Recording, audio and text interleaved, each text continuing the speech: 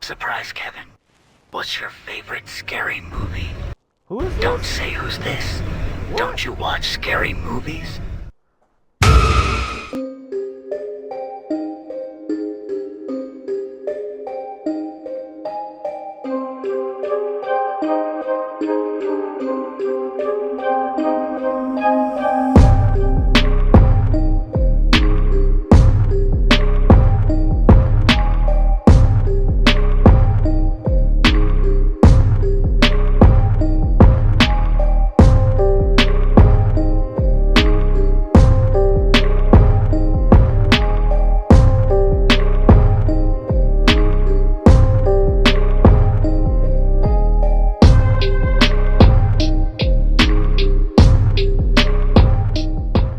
Okay guys, just like we typically do, we're gonna break this movie down into the 3 acts of the movie. So we're gonna start off with Act 1. That's the setup, introducing the rules and the killer. So here in the opening scene, we are met with a very compelling opening scene with Casey Becker and Casey Becker's murder. So Casey Becker is in this huge, like Victorian style home, which we get a lot in the slasher type genre. She's home alone, she's a teenager, and she gets this call here from an interesting person. She ends up hanging up the phone, gets the call from the same guy again, and what started off as a kind of flirty conversation ends up becoming a very hostile conversation with the person over the phone. So Ryan, what were your thoughts about the opening scene? So it's interesting because, like Kevin was saying, we get this phone call from some person. We don't know who it is. We just see this teenage girl. She answers the phone and she starts flirting with the person on the phone. The person on the phone doesn't seem too mean or in a kind of bad sentiment. And then we start to notice a few little things, like he says something of the nature of, because I want to know who I'm looking at. Mm-hmm. And then right then and there, the girl Casey, she gets that second sense where she's on high alert because she's like, how does he know? How is he looking at me? Where is this guy at? She's freaked out because she's in this big house, mm-hmm. and there's literally there's no blinds in that house. There's you look around, it's like glass everywhere, yep. And it's huge. It's a big house. It's got that 90s vibe to it. And she's trying to figure out, who's stalking me. There's somebody stalking me. And then it gives you that when a stranger calls vibe. Mm-hmm. When the police are talking to the main character and they say, hey, the call from the person who's calling you is coming from inside the house. So you, as the audience, are on high alert because you like, where is this person at? When are they, where are they mm-hmm. hiding? What are they going to do to this girl? So yeah, and so the interesting thing there, a few lines. One line that was interesting was the caller was asking for her name, and his reasoning was so I can know who I'm looking at or seeing. Mm-hmm. And so not so I can know your name, but so I can know who I'm seeing, as if he's in the home. And so that gets really creepy. And then he starts to play a little game with her because he says he ties her boyfriend up in the backyard or patio, and then says, I will take him out if you don't answer these questions right. And then he starts quizzing her on the different horror franchises, and he starts off with the Halloween franchise. She answers that question correctly. Then he moves on to his next question with Friday the 13th and says, who's the killer in that? And then she just jumps into interrupts and says, it's Jason. And he says it's wrong because he was talking about the first one, the original, where it was Jason's mother, Pamela Voorhees, who was the killer in that particular film. And so the boyfriend passes away as a result. His guts are all out and about when she looks in the back of the patio. And then she tries to call her parents. She can't. We can see her parents are pulling up to the house. Mm-hmm. As she runs outside. We think, okay, she's going to make it. But the Ghostface character gets her, starts stabbing her. And then she gets away a little bit, but she can't really talk. Her parents are about to walk into the front door, and she's headed to that direction, almost within eyesight of them. But then she can't speak, she can't say anything. And then, of course, the ghost face finishes up. The parents realize something's happened to the home, it's been burglarized, and their daughter is not there. And then they run outside and they see her, unfortunately, in the tree there as our movie plays the title card. So, did you feel like the opening was one that captured your attention? Yeah, I would say it did. It's hard to think of any movies, any horror movies where you have an opening like that to mind. Like, it's very hard to think of any. So that was definitely one of the most iconic horror movie openings. The only issue I have with the Scream franchise in general is the fact that there's no supernatural element added in, so you just know that it was a regular person that did that. So yeah. So moving along, we'll go to our protagonist here. We actually, before we go to our protagonist, one fun fact is that Drew Barrymore, the actress that played Casey Becker, was not supposed to be Casey Becker in the opening scene. She was supposed to be the protagonist there, Sydney, but she decided she did not want Sydney, the role of Sydney, and she just wanted to be Casey Becker for that opening scene. So we think because it has a lot of advertisement back in the day of Drew Barrymore, a famous actress at the time, being a part of the Scream franchise, that she was going to be the final girl, but of course she doesn't end up being so. But the next character here, Sydney, played by Neve Campbell, does end up being a final girl. So we're introduced to her. We find out that Sydney's mother passed away a year ago, so it's almost been a year anniversary since her mother was brutally murdered there, and they have some guy in custody who they think was the person responsible, but we find out later in the movie that may not be the case there. And then we see that she has her friends, and so it's a crew of 4 or 5 people. It's her boyfriend Billy Loomis, it's Stu, it's his girlfriend there, Tatum, and then we also have Randy as well. And Randy is basically the fill-in for the movie commenter.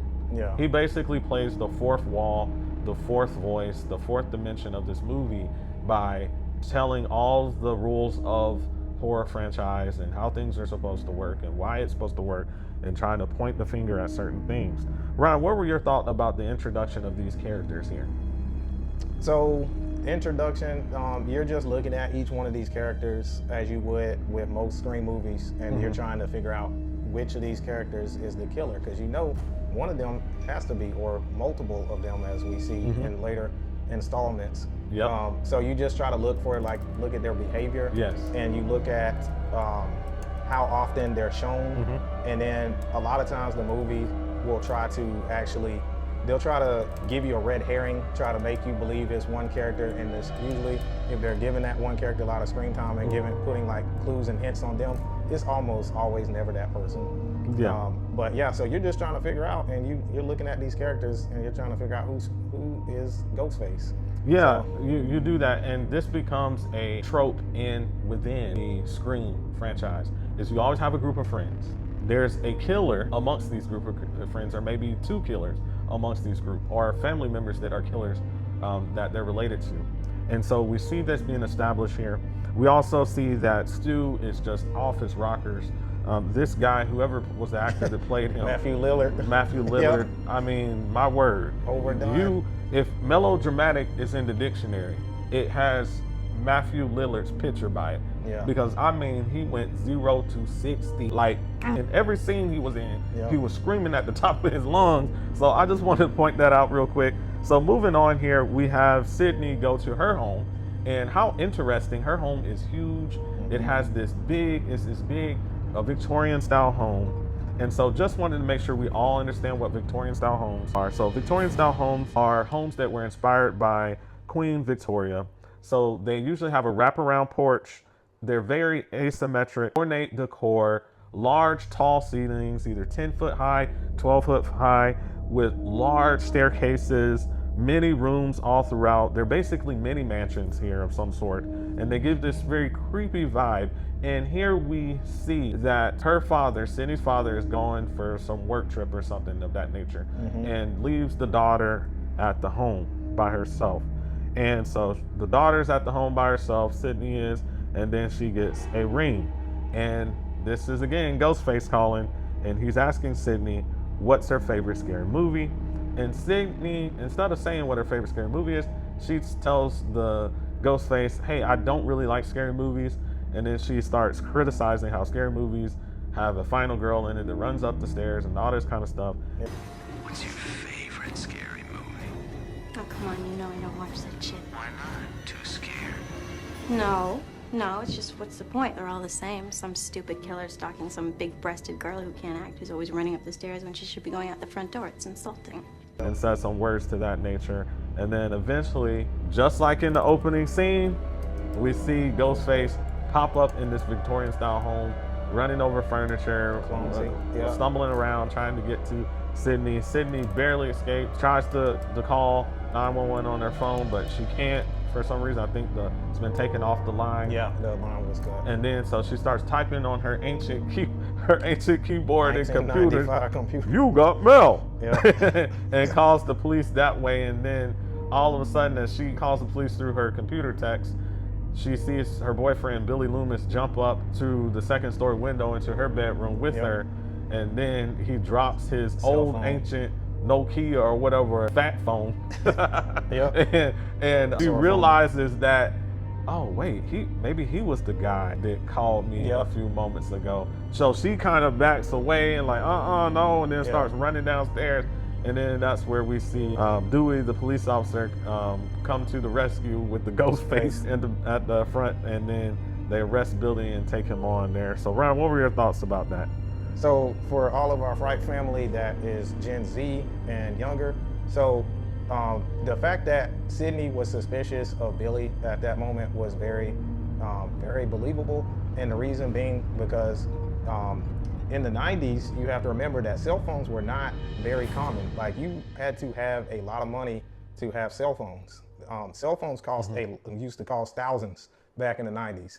I was born in the middle of the 90s. I was 2 years old when this movie came out, but this is stuff that I was told as a kid. And so this is how I'm able to tell you all that. It's like, it is believable that she would suspect him because she gets a phone call and then all of a sudden Ghostface is chasing her.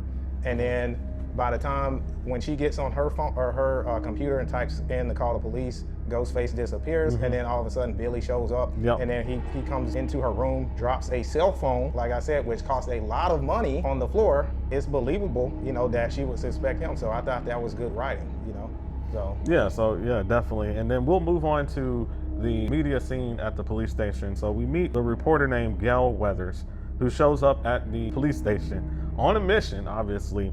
We actually find out that she has written a book that she does not get along with Sydney very well because she wrote a salacious book about Sydney's mother and her demise, why her mother passed away or was killed. And so in this book, and what she's trying to do is prove that the guy that had been charged with Sydney's mother's murder is not the killer, that it's somebody else. And so Sydney is not happy at all.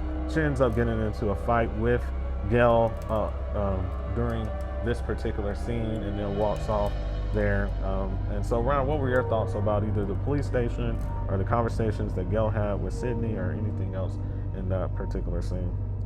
So I didn't think much of them. That's the part of the Scream films that I don't like, because personally I don't like Gail's character. I just think she's a little bit of a obnoxious character.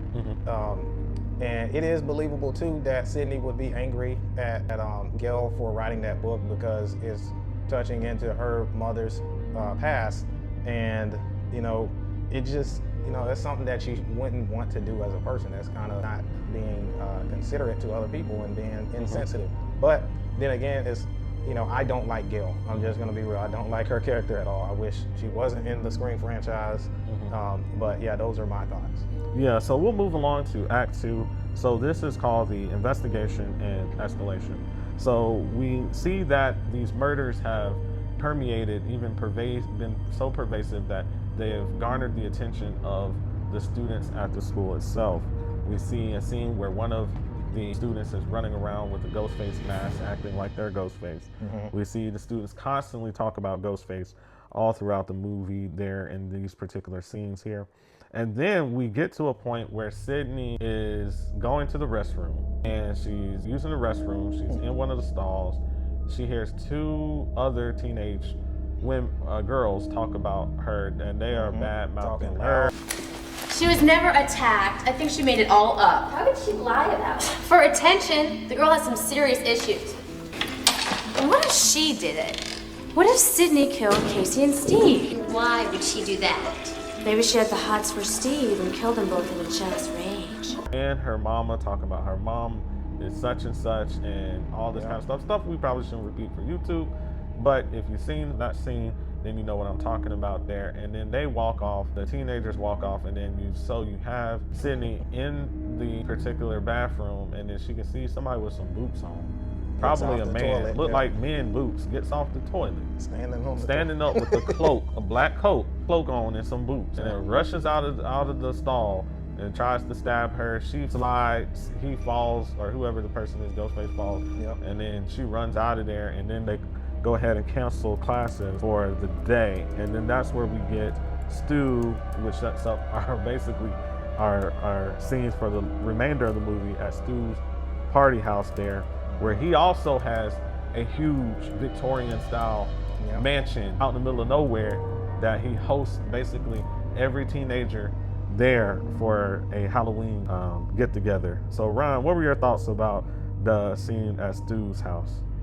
So that scene at Stu's house, that's one of the more important scenes in the movie. So you get a little bit of the film playing on some of the horror movie tropes. I believe at one point at the house, they're watching different horror movies, like they're watching Halloween. I can't remember what other movies they're watching. Yeah, but they're watching Halloween, and then you have Randy basically being the spokesman for the director, Wes Craven.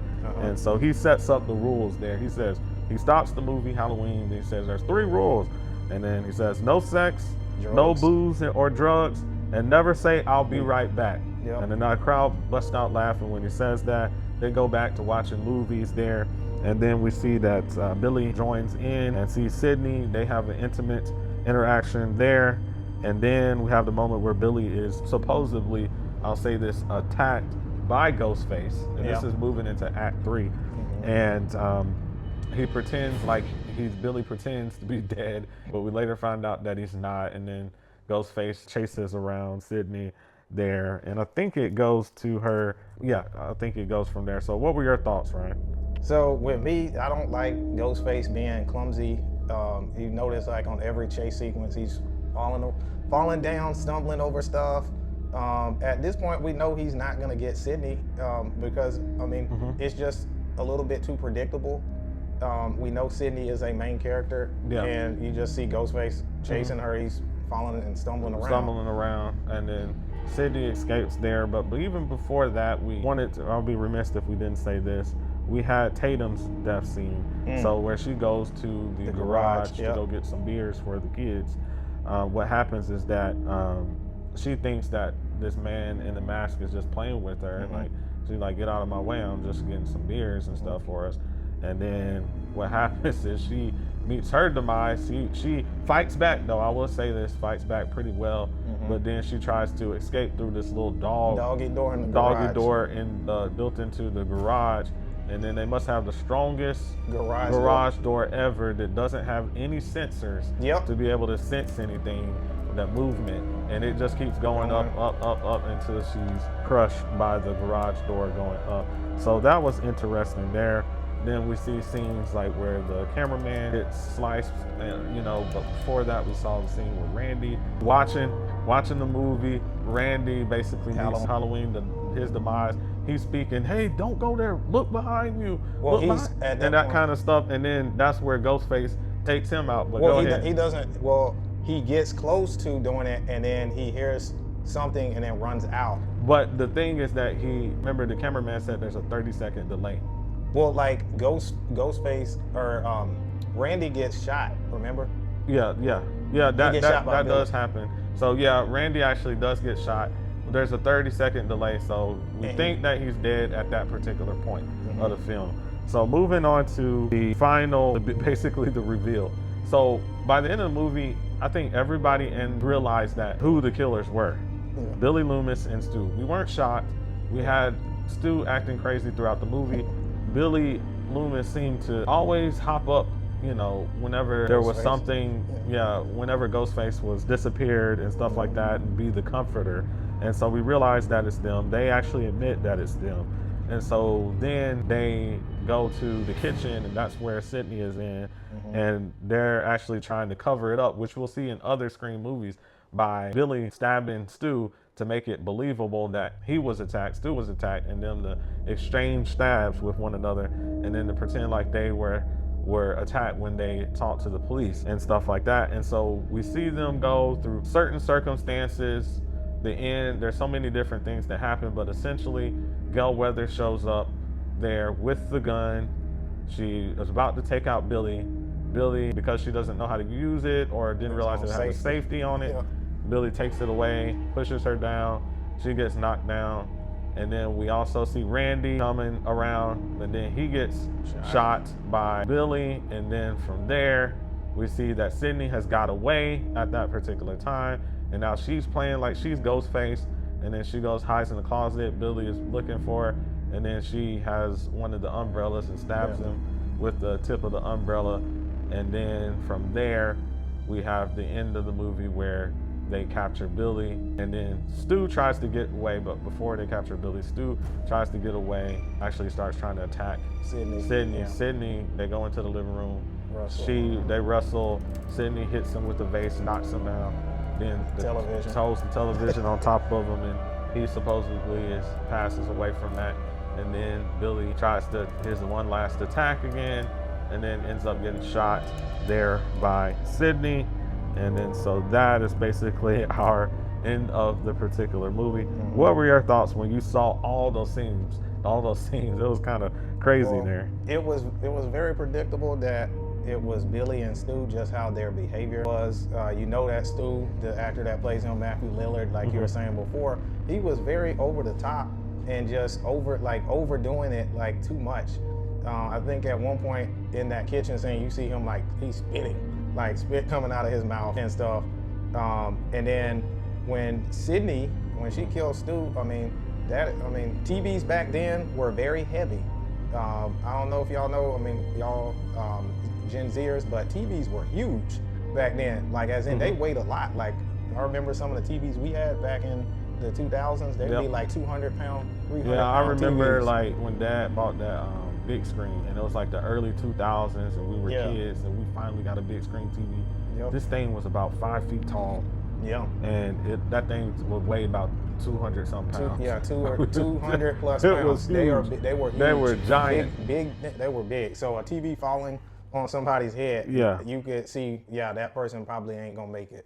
That final scene, that final part of the third act was definitely a good part of the film. And then we did find out that their motivation, Billy's motivation, was that he says that Sydney's mom was the one that was a home wrecker and had an affair with his father and caused his mom to leave, and so they were the murderers of Sydney's mom, and on top of that, the murderers of the people there all throughout the town as well.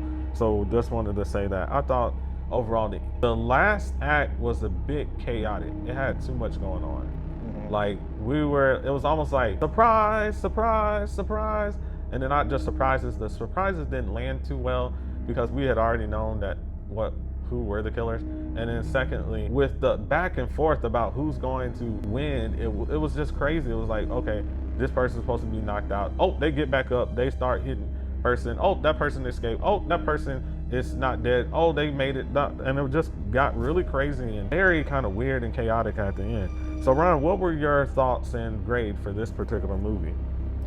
So considering that this film set off a franchise and it definitely creates an icon in Ghostface, and it also helped revive the slasher genre, which happens to be one of my favorite subgenres of horror, I would have to give it a growl. Now, I would say that, like how we did with one of the other videos, on a spectrum, I'm gonna have to give it a growl minus, just because I don't know what it is, but I'm not fearful when I watch Scream. It doesn't give me a sense of dread.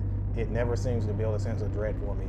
And it's mainly because we don't have a supernatural element added into it, unless you want to count Ghostface being able to disappear and appear, every now and then. But other than that, it's like, it's a decent film. It's rewatchable, so I'd have to give it a growl minus. So for me, I would give it a bark. I felt as though that there was a lot that were left out there. I felt like the surprise was not really a surprise. I think it deals more with the actor choices I would miscasting. say with the actors here Yeah. who played Billy Loomis and Stu, they were not a good fit for this part. And the reason why I say that is they televised that they were the killers throughout the entire movie and didn't leave any doubt or question about that. And so I felt like they could have either did a better approach, more subtle approach with their acting style and their approach. And also too, I just felt like the end was a bit too chaotic. There was too many things going on at the end, and I felt like it could have been more streamlined, more simplified, so that you don't have to have all that stuff happening at the very end of the movie. It doesn't, sure, maybe entertainment, but I would say the beginning, the opening scene was definitely classic. It was classic. It was really good, and I feel like that was the strongest part about this movie, but I'll have to give it a growl. So with that, Ryan, what are we working on? Okay, so we're going to continue the Scream franchise and move to Scream 2, and then also Predator franchise with Predator 2. Yep, and so like always, guys, we are so interested in learning your thoughts and opinions about Scream. So please comment below. And remember, Fright Fam, be watchful.